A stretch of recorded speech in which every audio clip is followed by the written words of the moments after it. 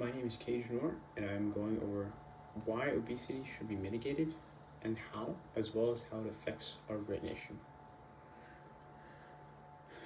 I am sure that everyone has heard the term obesity before, whether you've heard about it in a conversation, seen someone that might be affected with obesity, or some other type of factor. In many ways, it is a dilemma that has been affecting our nation for many years, at least a decade and a half to 2 decades, for the majority of the problem, and it's not been affecting it in a very positive way. Well, the term obesity was used to being seen as the end of an extreme. It is more commonly known in the medical industry as the length of a spectrum. And it is also commonly overlooked because it was not a problem until just very recently, relatively at least. There are many factors that play into obesity. To list a few, there could be parental neglect, simple overconsumption of foods, diseases, traumas, psychological blocks, and even sometimes just excuses from the individual. Now, they all have their true effects on each person, but the main one comes from our infrastructure, being that bigger and more is better, and that in America you can get whatever you want immediately, usually very quickly and for very little cost, which comes true with fast food and quite unhealthy foods. And also, once again, this is affecting our people, but most people do not care to think about it. This speech will go over what obesity truly is, what factors can have different effects on this subject and their true effects, why obesity might be overlooked in terms of body positivity or trauma diseases, and why it shouldn't, and why these points are not healthy for the individual or for the population as a whole. So obesity is classified as a disease that is for having a BMI, which is a body mass index, of over 30. This is classified as by the WHO, the World Health Organization. So for example, if someone who is 5'9" but has the weight of 200 pounds, they will be classified as obese because their BMI will be 30.3. Now, obesity, the classification of it hasn't changed from 1975 to 2016 because that was when the majority of people were able to start getting into more healthy lifestyles and were able to actually kind of create a groundwork for what a good amount of body fat on a person is. But since this classification, the percentage in younger children has gone from 4% to 18%, once again by the WHO, which is, like I said, unhealthy, and people know that. So some factors of what obesity is caused from are parental neglect, some from trauma, from illnesses, medication, and just psychology. The 4 main causes, though, are classified by the CDC as food and sleep, social determinants, genetics, and how active the person is. Abuse and disease influence obesity heavily.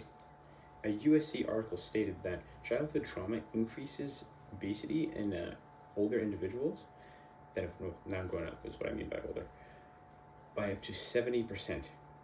A very large amount of it is just from trauma. Sexual abuse specifically increases the chances by 2 times, once again from the USC article. And for illnesses, while there are almost no illnesses that directly cause obesity, there are some that greatly influence it, such as Cushing's disease. Many of these individuals are abused and try to make others conform to them with the term body positivity.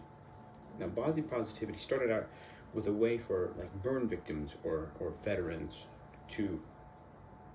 that were involved in accidents or like violence to have more inclusion, while they also try to mitigate the damage to themselves, mental or physically. It was meant to help them feel more at home in society. Most obese individuals use the first part, which is body positivity, to get others to conform to them and make themselves feel better about themselves without trying to mitigate their disease. Most individuals use this mechanism to not get shamed because from the NLM, they're most often afraid from their previous trauma, as like before stated, most obese individuals have trauma in their past. Now, body positivity is not used now as what it was aimed to. People are living very unhealthy lifestyles with higher risk of dying and other diseases because they have found this to be an effective excuse or an effective reason for society to try to accept them for their weight, their obesity. Now, the NLM shows that this tactic called positive discrimination is helpful, but should always be used by a professional. Positive discrimination is a form where the professional will use kind of criticism as well as showing them the effects that it's actually having on their body from other instances, examples, to try to help them and get them to understand what is actually happening. Now, this obviously, body positivity was created because people were getting bullied in school by their teachers, by whoever. People were being dismantled because of it. But now it's being used in a healthier way, one that is not meant to shame anyone, but only for the sole purpose of helping other people get better with mainly obesity, but also with other diseases or illnesses, such as like Down syndrome. So now that we know what obesity truly is, what can cause it, the arguments that people might use to defend their point of view, and why these arguments should be invalid, if you ever try to help someone become healthier, keep in mind that they most likely will have experiences that they'll want to resist. But this opinion comes off as rash, but please keep in mind that this was only meant to help people in need, so they can also in turn help other people. Thank you.